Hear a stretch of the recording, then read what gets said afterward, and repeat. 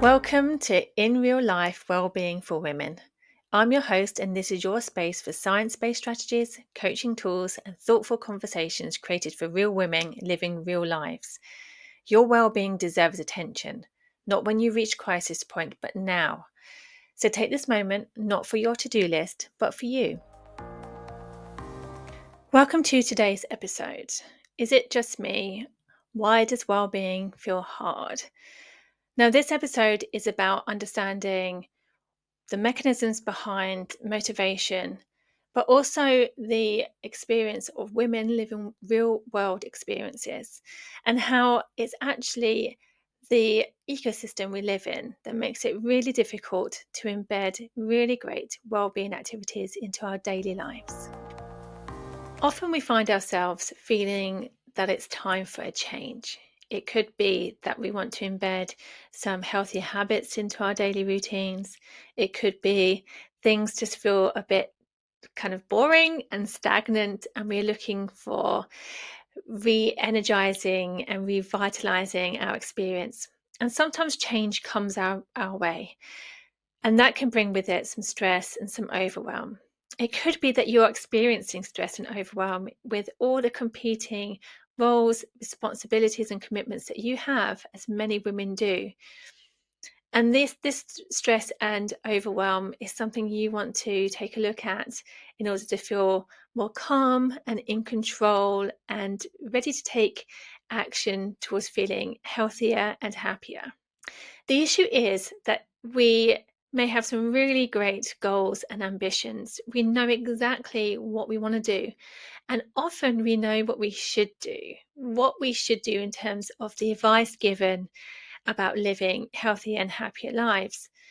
However, knowing the thing and choosing the thing is very different from living the thing. In one of my articles I prepared for my membership, I talk about the stages of change. Now, this is a cycle. Research has identified that there are several stages, and the first stage is pre-contemplation. This is a stage where you don't even realize that change is coming your way, or that maybe change would be a good thing for you right now. And then the next stage is contemplation. So many of you are in that stage right now. This is that you are aware of a problem.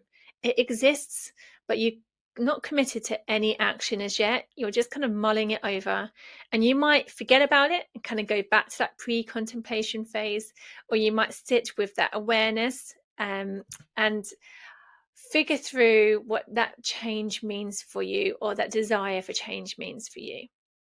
From there, you move into preparation. This is where you have an intent on actually taking action. It could be that you've identified possible paths for action. You've identified best case scenarios in terms of what would support you best, what wouldn't, how would this work in real life, how would it not, what resources you might need. So this is all the preparation in order to see a change happen. Either it could be that the change is coming your way anyway, so you're taking all those steps to prepare for that change, or it could be you're ready for this and you want to take action. So after that preparation stage, you move into action. You're actively doing the change. Now, this could be a new healthy habit. It could be tackling things in a slightly different way. It could be having really supportive conversations.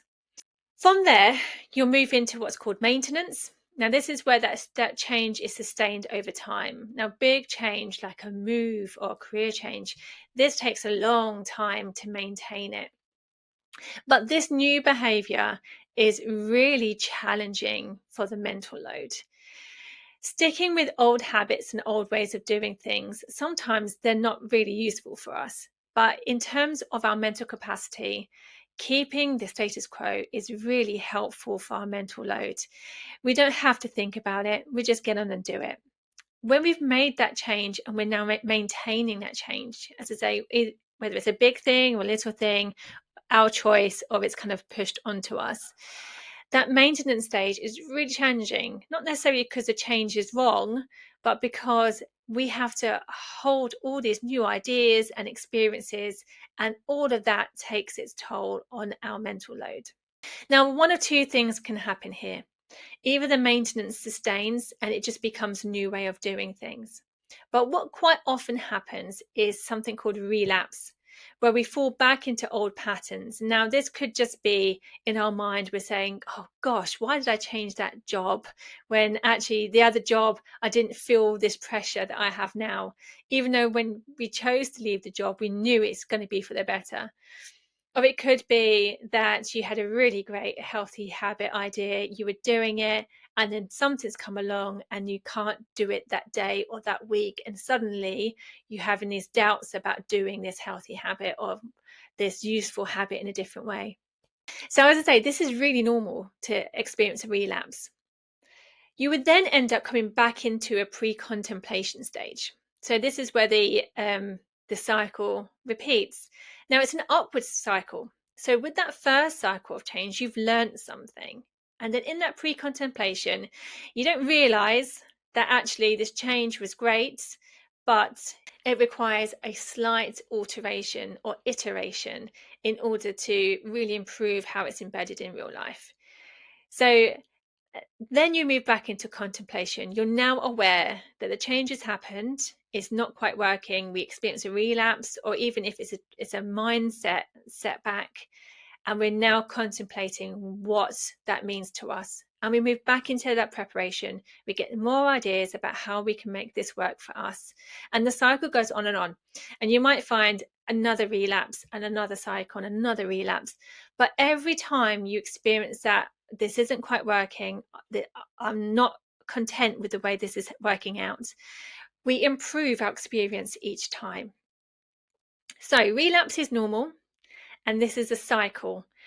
If change were as easy as I have an idea of what I want to do, or this is coming my way, these are the steps, and in the end it will be perfect, then we would all be living happier and healthier lives. And it just doesn't work that way. So it's normal. Embrace the relapse, embrace the cycle. What I find when I'm coaching clients or making resources for clients to do self-coaching activities is that contemplation and preparation stage is really important.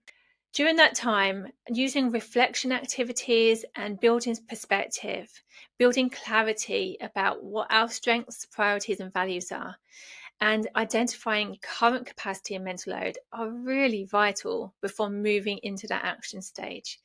That's why I've built tools, that interactive tools that support you in doing kind of reflection and journaling all in one, just using your device. So you don't have to carry your diary around with you. And also using videos I've developed and some pause activities too, that you can do all this on your own, just while you're thinking about starting a change or just as change is coming your way. And then that next section, the action and maintenance. In this stage, having some helpful supports would be useful. So maybe flexible planning tools or behaviour tracking so that you can build awareness rather than performance. And then be able to step back and review how it's all going and take small adaptable behaviour experiments to ensure that these things that you're putting in place actually support you in real life, not just in the ideal.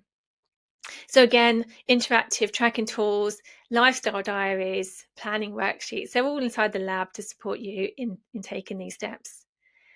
And then that last bit, you know that we might experience relapse, or it could be that we're maintaining. In those times, you want to be able to come back and review things in a different light. You might want to have periodic reviews and adjustments. You might want to reinforce supportive routines. Or it could be that a coaching conversation is what would support you at that point. And again, this is why I've built resources within the Women's Wellbeing Lab, and also different types of coaching sessions that you can access depending on your needs. So movement between stages is normal. And Returning to earlier phases is part of strengthening the long-term change cycle and improving your well-being in terms of how you feel physically, emotionally, and psychologically. Approaching each stage with the type of support that best fits you at the stage that you're at is really important. So in whatever way that works for you, it's about finding manageable and sustainable ways of supporting you at each of those phases and building self-compassion into your change experience. And in terms of motivation, let's just remind ourselves that motivation fluctuates, that change happens best when it is consistent, and especially if you're doing habits, when it's anchored to something like a previous habit. However, please do maintain self-compassion, because lots of the habit and motivation advice assumes that you have consistency in your day, that you have autonomy over what you do at each stage of the day, and you have the flexibility to make changes in routines that just impact you, as if you don't have roles and responsibilities and commitments that influence your time. So it's absolutely fine to experience change and relapses regularly, because if you're like many women, you'll experience competing expectations on you, and it's not as easy said than done to just say, this is my new habit and I'm going to do it like this, or this is the change I want to make and it will look like this. So avoid the be consistent culture. Make sure that routines and change match what you desire and what will bring you greater health and happiness, and maintain that self-compassion as you move through that change cycle. If you'd like to experience some of the tools within the Women's Wellbeing Lab, you're welcome to with a 7-day free trial. Come along, experience the tools, which require just logging in and looking around and making instant progress in whatever area you're looking at to improve health and happiness. And then there are several options for coaching in ways that will meet your needs. Today we've discussed the change cycle, self-compassion, and avoiding consistency culture. Building self-compassion so that your change supports you in a way that meets your needs. Thank you for joining me in Real Life Wellbeing for Women. If today's episode offered something useful or supportive, share it with somebody who'd appreciate it, and explore more insights in the Women's Wellbeing Lab. This isn't about doing more, it's about reducing overwhelm, feeling connected to what's important to you in this moment, and feeling well supported.